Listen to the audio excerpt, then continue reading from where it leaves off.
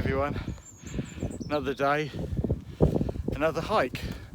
Just a brief one this morning, just not going too many miles. I'm out doing a little bit of a practice hike really, because next weekend I'm going up to the lakes only for a couple of days, but I hope to get at least a couple of walks in.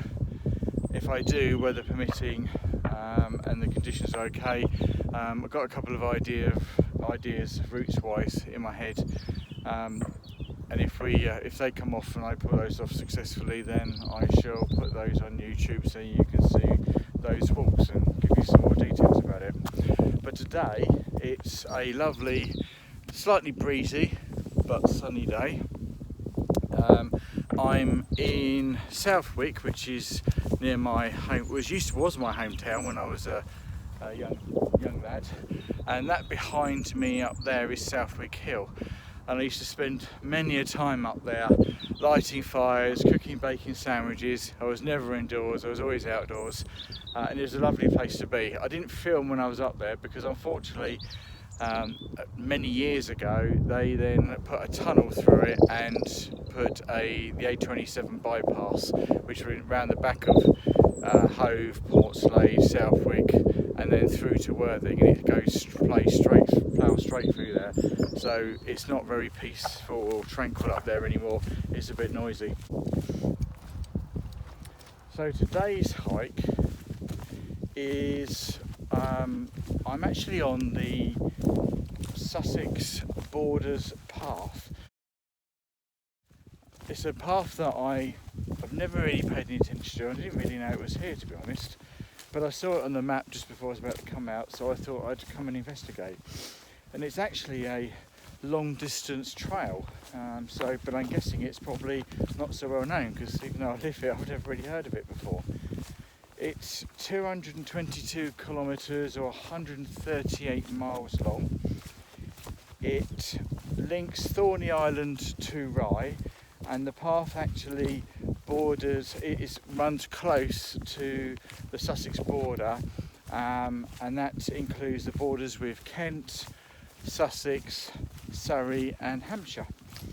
So I believe there's also a spur that you can do, a 53 mile or 53 kilometre, I can't quite remember which, spur called the Mid Sussex Path or Mid Sussex Trail that you can do and throw that into the mix if you want to extend it any longer. But essentially it links Sussex with all those borders. Sussex was a historic county and was a medieval kingdom back in the day. So yeah, so that's something new I didn't know about and something I haven't done before. So I'm just going to follow a short part of it today and see where we go, and I think I'm probably going to head up to Devil's Dyke area, which is on the South Downs way. Some good views up there, and I'll show you what the view's like once I get up there and tell you more about Devil's Dyke. So I'll see you in a bit. Right, back again. So I just thought I'd show you, now I've come up a bit further, over there's a power station that's classed as being Southwick, and I come over those hills there with all those trees, come down into that valley, up over here and along this path and through here, and if I pan round over there you can see where those poles, telegraph poles are. That is the youth hostel, which is actually on the South Downs way, which I've been past many times. So that's just above Upper Beeding, and you can see the path all the way through there, and over there that's the South Downs way. The Sussex Boarders path goes this way, so I'm going to follow this way, and I think it will go round and meet over that brow somewhere up with the South Downs way and Devil's Dyke. So onwards and upwards. The sun's disappeared and the clouds come over. It's a bit more breezy up here and slightly chilly. I might have to put my hat on in a minute because it's my ears are getting cold. But actually I can see Devil's Dyke is over that direction there, so it looks like we meet up with South Downs Way and Devil's Dyke. So I shall bring you back now. Okay, so that's the path I've come up down there, and up here, I've reached that brow of the hill that I spoke about in the last bit, and as you can see, I've come into the popular Devil's Dyke area, and where that gate and those people are in front of me, that's the South Downs Way. So I'm about to join the South Downs Way. So obviously the Sussex Boarders path and the South Downs Way follow each other for a short period until you get the other side of Devil's Dyke, and then they split off and go their separate ways.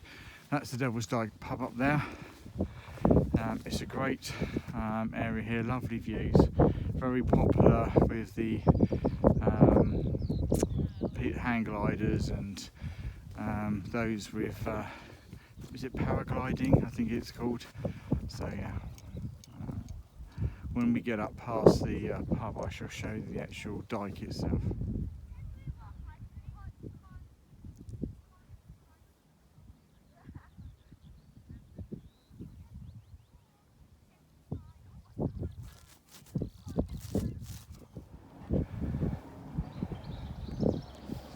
Okay, so this is Devil's Dyke, and you'll see a path that goes down there. That's the South Downs Way. So the South Downs Way actually skirts around the southern side of Devil's Dyke, but a lot of people take a detour and come past the pub and stop there and then have something to eat.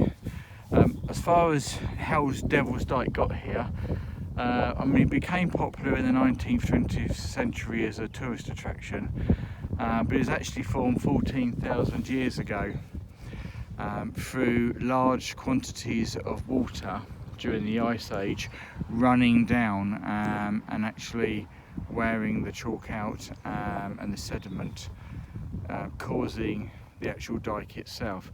A lot of locals think it's to do with glacier movement, but it's not actually. Whilst it was formed in the Ice Age, it's a misconception that it was glacier activity that caused it. But yeah, it's a stunning place to go. It's 100 meters deep, and you can see people down the bottom there. There is actually a local local folklore on how this was formed, and hence why it's called the Devil's Dyke. And apparently the devil was actually shoveling and forming the dyke in order to let the sea run in and flood churches that were in the Sussex Weald. When he was digging, he apparently disturbed an old woman who then lit a candle, and the lighting of that candle caused a local rooster or chicken to actually make a noise that then made the devil think that sunrise was coming earlier than expected, so he fled, thinking sunrise was coming when it wasn't. However, it's reported that the last shovel of earth that he scooped out of the dyke, he threw over his shoulder, and that formed the Isle of Wight. So yeah, a bit of geology and history and folklore all thrown into the mix there on how it formed. But yeah, lovely place.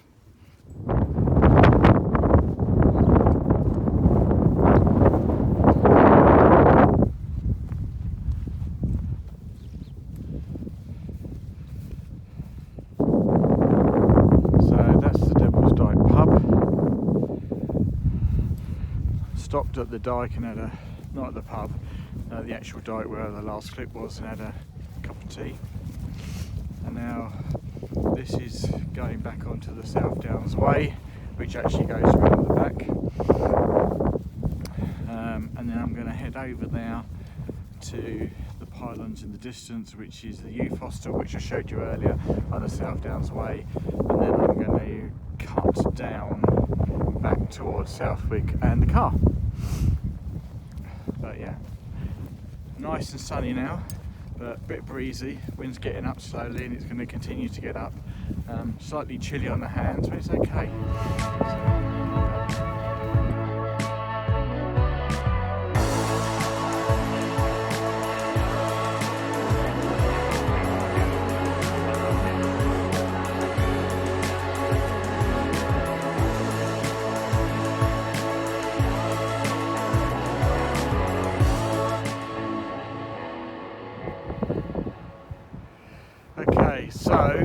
I've come from right over the top there. You can't actually see Devil's Dyke now because it's miles away, probably 2 miles, maybe 2.5 miles ish or so, but because the ground's undulating you can't see it. You can see the communications tower there that I pointed out that I was walking to, and I've come up to this junction here, and I'm actually going to go and turn and walk down here, which will take me down all the way down to the car eventually.